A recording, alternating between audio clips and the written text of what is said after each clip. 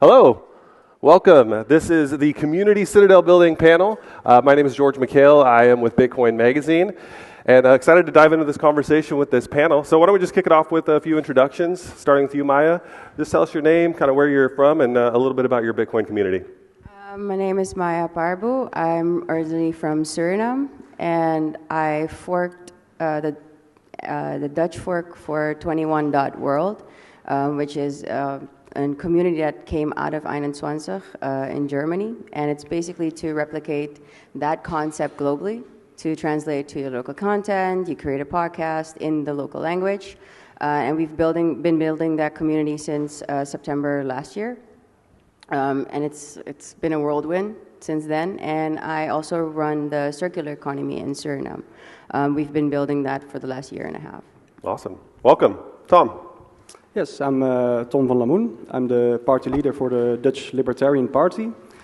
I've been an activist against the banking industrial complex for as long as I can remember, and I've created a movement around it. And now, when I knew about Bitcoin, there was no going back, so I've integrated the two movements. So now I'm a Bitcoin activist as well. Right on. Erik. Yeah, I'm Erik Dale. I used to be a politician. Now I organize the Northern Lightning Conference, the biggest Bitcoin conference in Scandinavia, which is community organized, co-created by communities and citadels instead of a company. So, yeah, that's what I do. Right on. Well, again, my name is George. I lead meetups in the Phoenix, Arizona area in the U.S. I also, with Bitcoin Magazine, help organize our meetup network, and so community building is something that's very near and dear to my heart. I think a big part of this topic for me that is important to highlight is the importance and the value of getting together in real life with Bitcoiners. I mean, this is kind of the main thing of conferences. You get to make connections, you get to start building relationships. And so I think that's kind of one of the themes here. But the title of this panel is about citadels. So why don't we kick it off just by talking about citadel theory, or this meme, and how it got to this place, and how you think about it. Is it this Bitcoin utopia that we're trying to build, or what ultimately is the goal? So Erik, how do you see citadels?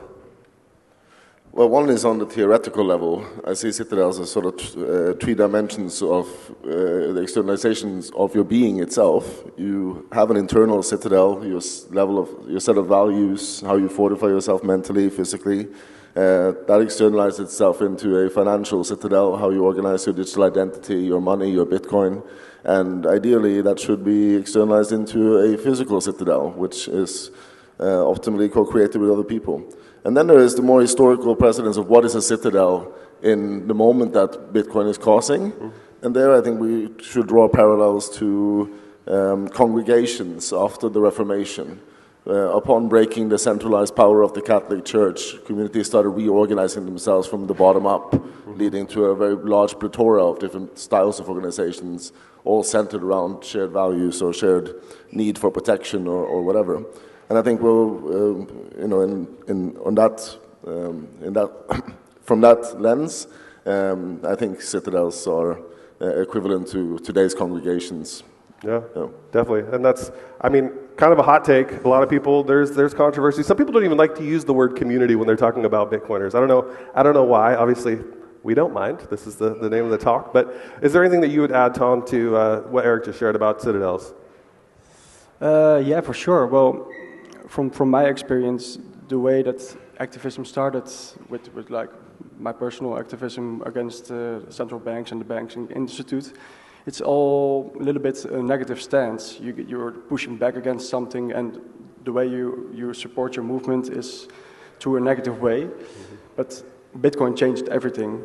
Bitcoin gave us like this wire to make it all positive, and now it's influencing my party as well and the libertarian movement.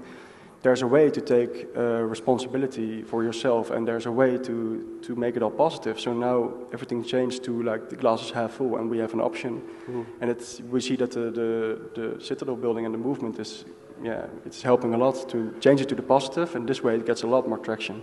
Yeah, definitely.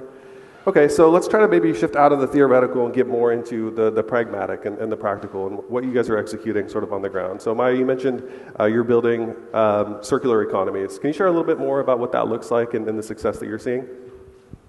Well, I actually started in the space around 2017, and I've been working on developing the capital market in Suriname, but as a Bitcoiner and very adamant, like diehard maxi from then on, I wanted to build a new system because we don't have a capital market in Suriname. There's no, or like our central bank doesn't even function like a central bank. So you can say you hate it, but it doesn't do anything really, aside from take royalties from gold and oil and just funnel it back into the economy. So I've been trying to build a new capital market system based on Bitcoin as sound money being the core. We were very close in 2020, and then our central bank governor got locked up in a political trial. So that set us back a little bit, and I've been working with government still to build it ever since. So you get kind of the opportunity to build a completely new system, the same system why Bitcoin was created in the first place in 2008. It wasn't just against central banks, it was the entire system, right? The entire system is corrupt from the top down. So we get the chance, a unique opportunity to build something completely new from the ground up. And then I looked at El Salvador creating Bitcoin as legal tender. So I went to El Salvador in 2021, had the conversations there, and took my learnings from there back to Suriname. And we started with kind of like the 21 approach, which is a Bitcoin maxi approach, trying to find other Bitcoiners, but then I still feel very lonely in Su because I'm like the only really like diehard maxi. Everybody else is shitcoining. You know, you have lots of ETH fans there. Sorry about that. Yeah, it hurts. But basically, we tried that approach. It didn't really resonate as quickly. And we took the circular economy approach from Brazil, actually, after I spoke to Fernando from Praia Bitcoin. And he mentioned, you know, how the Fruits for Sats programs works there. So we started that program at orphanages. Started raising funds for that on Geyser. It took a couple of months to get it up and running first because you get a lot of pushback. So to find an orphanage where they're actually open to the idea, that took a couple of months. So it takes some like dedication to not give up. And that's also where I'm, you know, very appreciative of the community internationally because I get a lot of support from the 21 community, and they kind of like help push you forward. Right. So you start with the Fruits for Sats program, which is a completely different approach than top-down. You start at the bottom, it's grassroots. And you actually show with that Bitcoin has a use case. People from all over the world sent through, also using Nostr, Zaps. We raised $1,100 in fiat value for 3 months for that program. Wow, So, that's incredible. Exactly. That sounds like some really important work. It's good to see the momentum. Eric, what format of meetups and community events are you seeing work in where you're located? Are you guys getting together to educate? Are you getting together to have drinks? Like, what kind of gatherings are you seeing the most success in? First, I just want to echo what Tom said, that it's really cool with this tool that we don't just have to rug pull everything and to take down stuff, but something that gives you an idea of something you can build. And, you know, it's often been an easy critique against our way of seeing the world, that we only want to see things broken down and get rid of the state and get rid of things and get rid of taxes and this kind of perspective. And here it's like, you know, we have things that we want to do, an actual project that we can deliver like you're doing in Suriname, you know? So I think that's really, really cool. Northern Lightning and the stuff that we do in Scandinavia is multi-tiered layer, centered. And you mentioned circular economies, and one of our main ideas is that when we come to a place and we organize a meetup, or especially when we organize a conference, we want to leave a circular economy behind in some sector of the city where we've been. So Northern Lightning that we just had now in March was centered around rave, the music industry, because we knew it was a scene that was already open-minded. A lot of them are psychedelically minded, or for other reasons are already people who are amenable to hearing about Bitcoin in the first place. And everyone involved in that conference, from the people who built the stage on a physical level to security to the artists that were playing, everyone was paid in Bitcoin, and they were left behind with an internal industry where everybody knows that everybody else in the industry has Bitcoin, knows how to use Bitcoin, has the wallet to use Bitcoin, and we've been following up on them every month since the conference to see, if there's anyone that needed any help to continue using this inside of their sector. And as a pretty cash-based sector in the first place, that was a really successful way to build a quick, temporary circular economy that's outside of Bitcoiners that you can move around. So that's something we've seen be very successful, both as a thing to organize the community around, because people think it's fun, but also to be behind the circular economy. Finally, what do we do with the meetups? You said it in the beginning. It's so important to see other Bitcoiners, to not feel completely crazy in this world, because it can feel that way sometimes. And when you meet all these great people in this room and you get a beer after the conference and you talk to each other, you realize you're not nuts. And that's so important. Not to mention all the cool stuff that happens when so many brilliant people get together. I still feel like I'm crazy. It's just like, it's comforting knowing there's other crazy, like as many crazy people as here, you know what I mean? Like, it's not just me, but the rest of the world looks at us like, you guys are a little bit out there, which I'm okay with. But no, absolutely. So, Tom, where are you seeing the most success when it comes to building these relationships? So one of the things that we talk about a lot in Phoenix is just this funnel, right? So like, what are we calling people to? It's fine to get together. It's fine to talk about Bitcoin. It's fine to educate people. But ultimately, like, what do we hope people do? Do we want them to invite their families? Do we want them to start telling their friends? Like, what is our strategy, I guess, is ultimately what I'm getting at as community builders. Yeah, it's a great question. Well, from my experience, it's exactly what you're saying. We're trying to more like in a grassroots way, trying to educate people on what the options are, and like, not talking about my political party, because we don't really see ourselves as a political party, but that's what all the political parties say.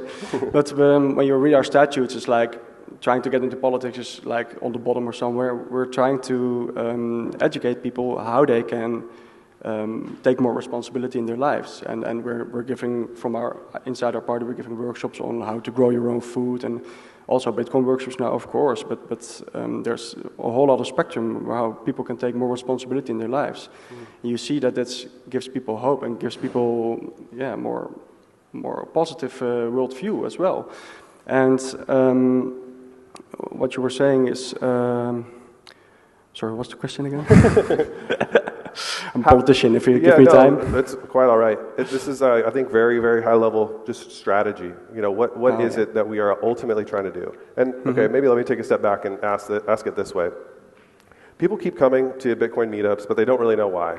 It's like, what ultimately is the point? Okay, cool, I hang out with this guy I see every week, and we talk about Bitcoin, but I kind of already know everything. So it's like, what makes me want to keep coming back to a Bitcoin meetup? I could theoretically just kind of sit at my house and just like read Twitter, and it's going to be fine, but I guess, how do we continue the momentum? How do we not only grow these meetups, but how do we continue to retain people and make it compelling enough to where people want to keep coming back? Yeah, well, that's where I was going to.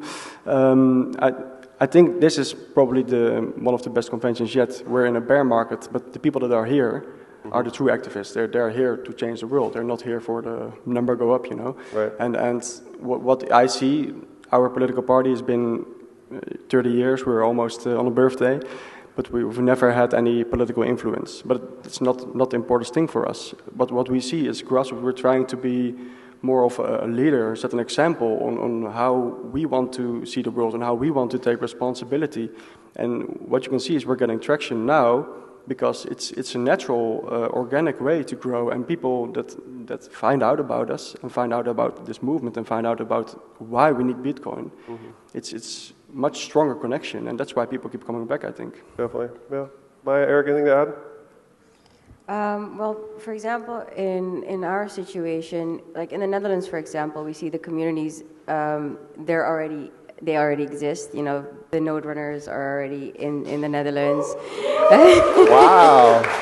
So here you already have a pretty big community of Bitcoiners and Bitcoin maxis. And back home, it's completely the opposite. If they go online, they see Bitcoin.com and Roger Ver, Bitcoin Jesus, and things like that. And a lot of misinformation out there, a lot of negativity out there. So when they're seeing it for the first time, they have a completely different experience than when they see it with us.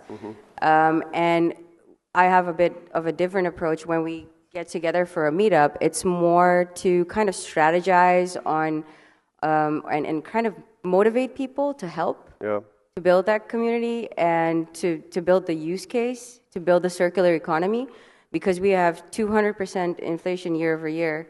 The entire country is going to shit. Our government is completely corrupt, has always been corrupt. We don't have the comforts that people here take for granted with 6% inflation or 8% inflation annually. So for us, it's more of a movement to actually bring change. Yeah. And so you're kind of like creating maybe not exactly a political party, because politics is very set in stone there. They're very corrupt. The entire system is corrupt. So it's hard to beat that old system, even if you have someone in the community that has been leading already. Right. We don't have the perfect analogy yet. It's not a political party. It's not quite a church. But we're doing something. We're getting together. We're strategizing about changing the world. Sometimes it just seems so vast. And so what I'm trying to do is get us down to the practical of like, what are the steps? What are the baby steps that we can actually do that, people who are listening to this can go home and implement? If you're not part of a meetup, if you're not organizing a meetup, it can seem kind of intimidating. And part of that, and we can kind of transition to this part of the conversation, is just the sustainability, and specifically financial sustainability of these meetups. So, in politics, you have donations. In church, you have donations that these keep communities going. What's our equivalent in Bitcoin meetups? What strategies have you seen work to financially sustain these communities? Well, I think that out of most of the meetups and the communities come companies. Right, people. I see a lot. I've seen it a lot over the last years. You have, for example, one of the first communities on Telegram was Whalepool, and out of Whalepool came a lot of companies, and a lot of people were working at Kraken back then. So, or Bitfinex. Some of the larger companies that scaled to multi-billion-dollar companies over the last couple of years. So you get businesses, you get real-world use cases. I see that over the last few years, the focus has shifted from creating a real-world use case to more like creating use cases for the community. And as long as we don't focus on actual applications, maybe fix our marketing. Like you have the Bitcoin product community now, you have the Bitcoin design community that just came out. It would be great if we had a Bitcoin marketing community that kind of pushed the narrative globally and not just focused on this, like the small community of people that come to these conferences, but the broader audience, and that we create a better image for Bitcoin itself towards the rest of the world. Yeah, that's really well said. Bitcoiners tend to be allergic to marketing, I've noticed. I don't know what that is, but we should probably figure that out so that we can attract more people. Eric, what would you add? So you're talking about financial sustainability for meetups. Going back to the Citadel idea a little bit, I mean, one big challenge for Citadel building in general is how to not just temporarily solve the problems that comes with providing everything from water to electricity to your own security, but also to solve the changing dynamics in which your world exists. So making your Citadel sustainable, and that's where I think community is absolutely essential. There's so many things you can figure out on your own and learn and skills you can acquire, but you do need people around you if you want to build a real Citadel, whether it's a physical one, a plot of land where you want to make yourself sustainable on your own or with a community, or whether it's in a digital world where you want to connect with other people around the world and have a digital fortress that you share, whether as an idea or as a financial instrument. I don't know if I have concrete recommendations other than that use the communities as a way to get access to the skills and the tools that you don't have, and gift the community things in return to create more sustainable Citadels for the future. Yep. Sorry to bring the conversation a little bit back on the Citadel track. That's important. Okay, so going back to, I guess, the marketing piece a little bit more. Who are we trying to attract? You mentioned you have people who are into Ethereum, and I know different meetup organizers deal with that in different ways. But ultimately, are we casting a wide net and trying to reach no coiners? Are we just kind of targeting our own people who are already Bitcoiners and saying, hey, if you're a part of this community and you consider yourself a Bitcoiner, you should get plugged into your local community? Or again, are we trying to orange pill people through these meetups and these local communities? I'll give that to anyone. Well, sorry. Oh yeah, no. We try to. I try to orange pill, but I'm think too bit of a maxi, so I get aggressive. For example, with Ethereum guys, and they never came back. So that is maybe not the best approach, but ideally, I would see more no coiners. I know Honey Badger doesn't give a fuck, but still, the rest of the world needs to learn and needs to understand what it actually is that Bitcoin gives them. And that will only happen in the same way that internet spread, right? It has its network effect, so eventually it's going to spread and keep spreading. Right. But just like the internet, 99.9% of the people in the world know how to use a phone, but they don't know how it works. Mm-hmm. The same goes for Bitcoin. We need real-world applications. We need things that people can actually use on the day-to-day. Like myself, for example, I'm focused on replacing mortgages and the entire structure of how a mortgage is built. And that is part of, one of the basic needs of anyone in a Citadel is a roof over their head. Right. And we're all Bitcoiners, but we still have a mortgage. Yeah. So to me, that never made sense. And from a capital market perspective, then you look at the entire system and how it's structured, and then I look at a mortgage, and there are better ways to do this. Definitely. With Bitcoin at its core. Yeah, love that. Tom, what were you going to add? Yeah, well, it's for me, it's beautiful to see that there isn't just one group that we want to target. Like Maya has a lot of different experiences than I do, and for me in the Netherlands, of course, we are probably far more privileged than in other countries. So for me, it's just more about education and showing people what is possible, and they usually have the tools to get there themselves. So it's entirely different priorities, I feel.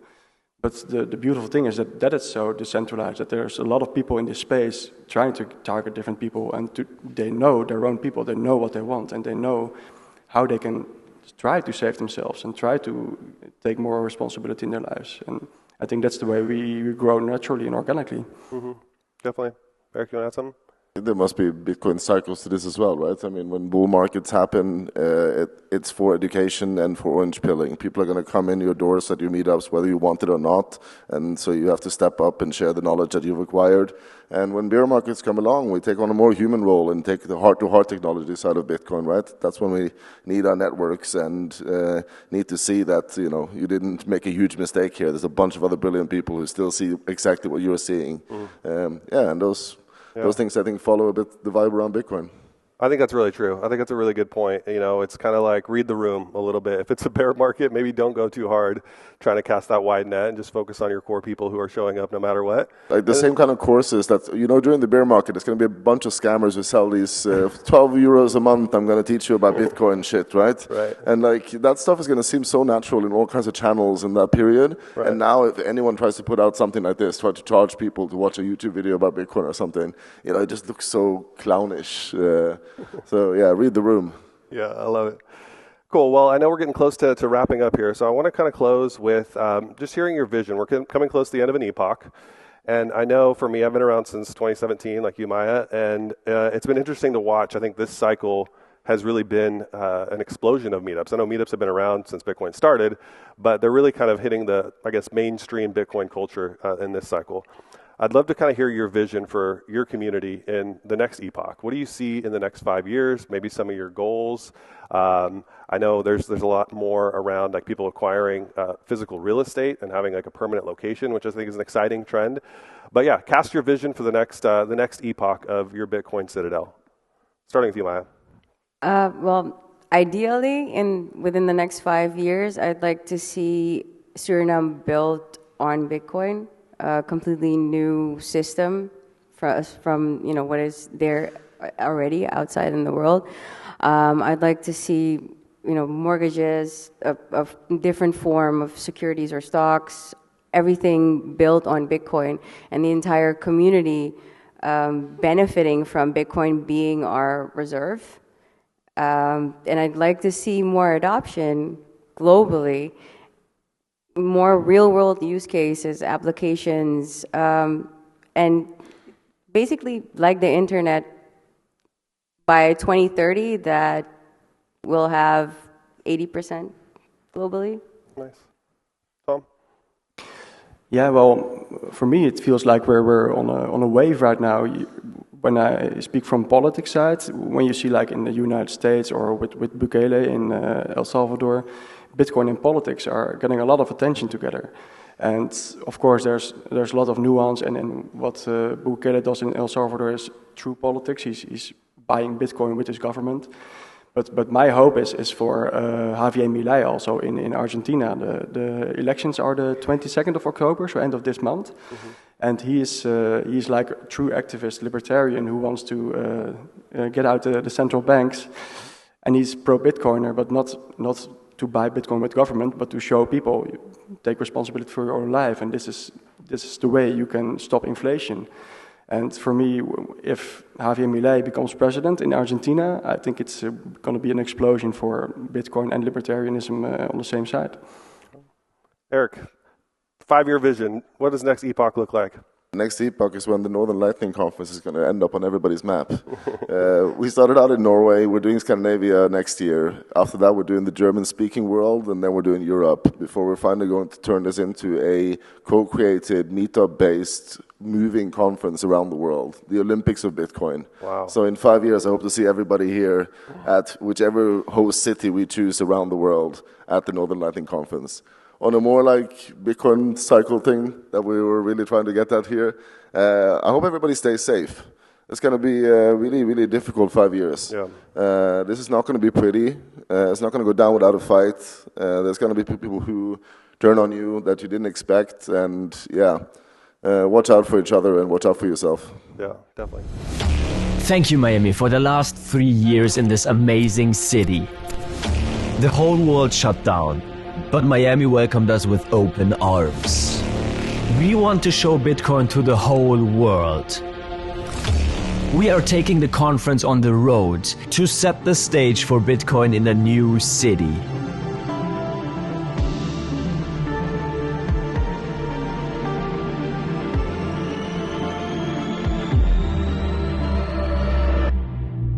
Nashville. Bitcoin 2024 is coming to Nashville in Tennessee, a city that is known as a music and freedom city. Bitcoin 2024 in Nashville from July 25th to 27th.